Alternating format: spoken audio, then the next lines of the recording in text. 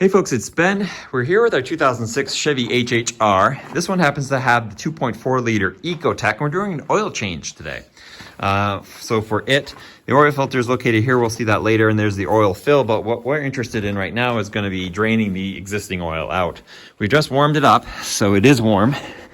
You want to do that to hopefully churn up all the crap that's in this thing.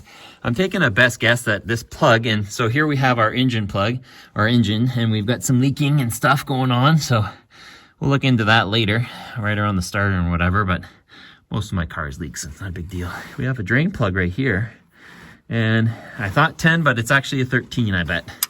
We got a little nut that's here, so we'll pop that out. We'll drain this oil into this pan here, and we're just gonna leave it open while we do other things up above. So I have my lovely assistant here who just grabbed me a 13. And I guessed wrong again, it's a 15. Just go through them all, we'll get there. Okay, so we got our 15 and we put it right here on this hex nut. There we go. And when we're backwards like this, you're actually gonna, it's still righty-tighty, lefty-loosey, but that's from the head of the bolt. So I'll actually push the bottom of this clockwise.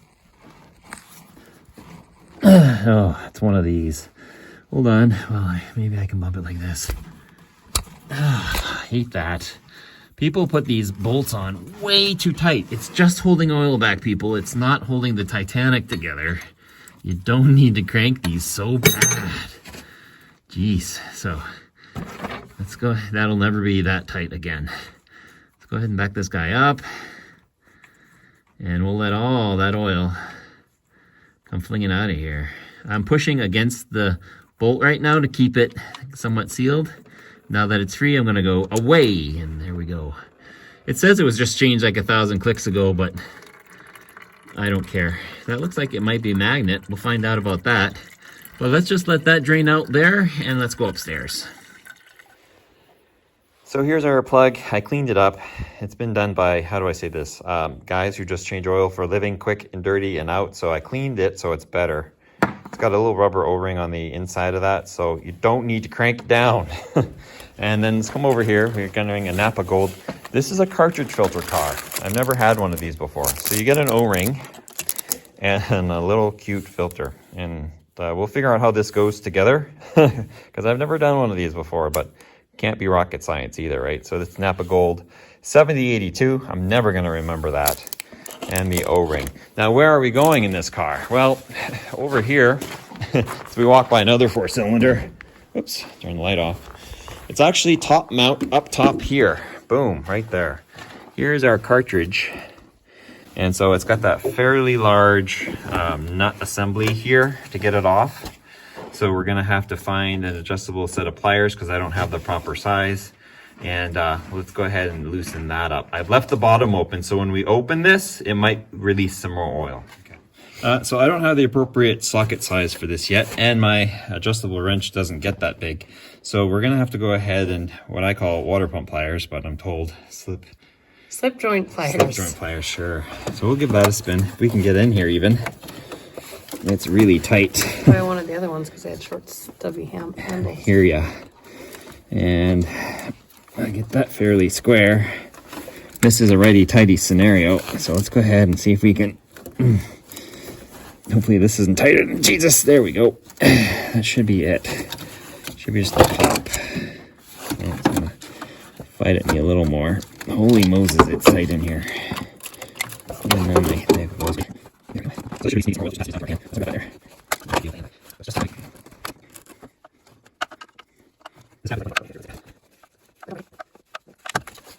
So we undo that. You want to come around so you can see? I can see. I'm looking right at it. She's got some legs on it. That pops out, and the filter should be. I should bring a little container over because it can bring the cap down here. It's anything like the cabin oil filter. It's also full of dirt. Yeah, there we go. And then inside here it's dirty with oil, so we'll wipe some of that up as well. So it looks, now normally when you do a filter you don't get to see this part, right? Because it's enclosed. But this should pull out. And yeah, that's the oil filter. It looks pretty bad. It doesn't look like it's been We saw a sticker there that says it's only 1,000 kilometers, but I doubt that. I really do. Maybe it was 202 instead of 212. Yeah, it could have been. So that'd be 10,000 clicks, which would be more appropriate actually for that. So there's our dish. Now there is an O-ring up here on our little kit we showed you. Let's go ahead and pick that out. A little pick. So I think that's the ring.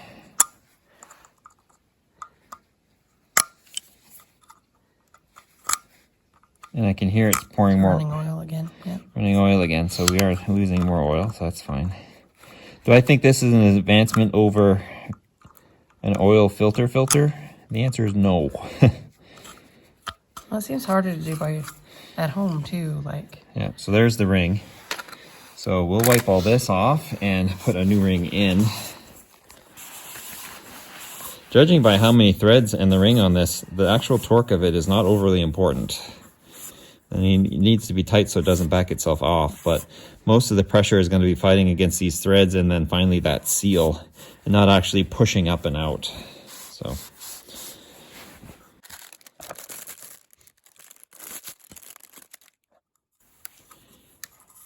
Is it round? It is. Yeah.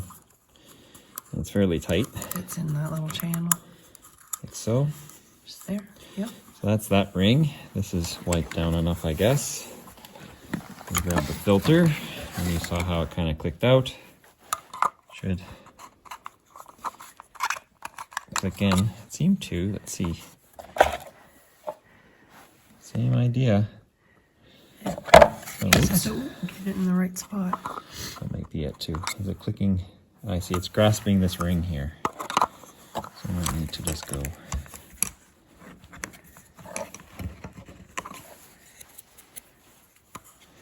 That's sprung or no? No. No, but there's tabs here. Yeah, I know. That's what I'm trying to. I don't know why it's not easy. Oh, there it went. Yeah, you're just gonna have to push it. Kinda. It is You something. may have to go side to side. Something is sprung because it wiggles. There we go. So we spun it a little bit. So And now it seems like it's on. it seems like it's square. And then when we put it on, when we tighten it down, it'll squish it some, so it'll be nice and solid. That's why this is squished. It's been hot, oily, and like this is new, And but pressed. it will squish in. Cool. Normally I like to pre-fill my filters with oil, but I don't think that's going to be the case in this. I think we just put it in and just make sure it's clean. Today's flavor of the month is, we're doing a 5W30 oil, full synthetic, Quaker State because it was on sale, but it's a full synthetic. It's one of those decisions you're just going to have to make. Am I doing the conventional, like a 3800 series? Am I going to go fancy? And we decided to go fancy. So put a little on my finger, just get this ring wet, just so it doesn't bind up on anything. We want it to stay where it's supposed to be. I'll do this one too. I'm sure that bottom one is wet. And then I think we're putting most of this in the engine actually when we're all done. But for now, I'll put the cap back on and then let's go install this thing.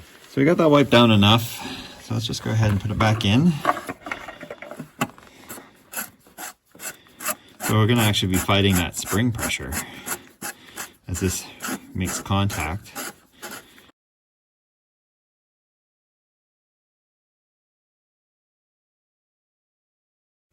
So it seems like we've got it seated. It's about as tight as I can get it anyway, and it looks like it's all the way down.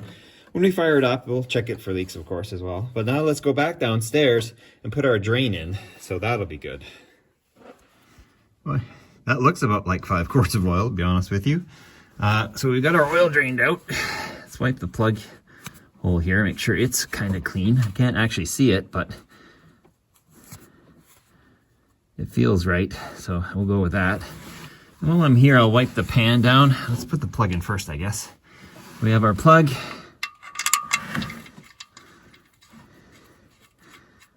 And it seems like it's ready tighty lefty loosey from the face of the bolt. So let's do that and grab my 15 and lightly snug it. Make sure we get full contact on that as well. There we go. That's plenty. And then while I'm here, let's clean this pan off as best I can. There's oil leaky here, right? So let's go ahead and wipe that off.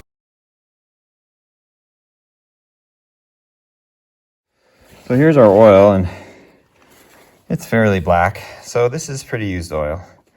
But let's go ahead and we got the filter on now. We get the drain pan. So let's go ahead and get a nice funnel and put our new stuff in.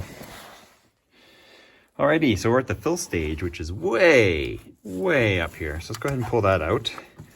And we'll check it for moisture. Oh yeah, there's lots of moisture. We haven't really run the car. We ran it just to warm it. So down the neck, it's what you would expect. So we'll take our funnel, which is actually quite nice to fill. And we're gonna go most of this 5-liter jug. We're gonna do it one-handed. And actually, I'll pan off the camera. So we'll go ahead and pour most of this in. Most of it. We'll leave a little bit out. Okay, brush that off with a toothbrush. It's we'll do some more cleaning on it, but that's still kind of dirty to determine what the level is. But let's go ahead and drop that in there.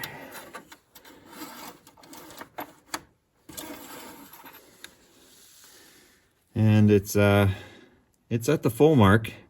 So I'm going to dump the rest of this in there, and we're going to give it a start. We'll take it off these ramps, and then we'll do another level check, and we'll be good to go. So we have an oil pressure light here, so that should stand for a little longer on startup and then go away. Ready? Yep. It does a lamp check, so by the time it gets there, it's gone. Perfect, so we'll back off our ramps, and then we'll put it back, turn it off, and check it one more time.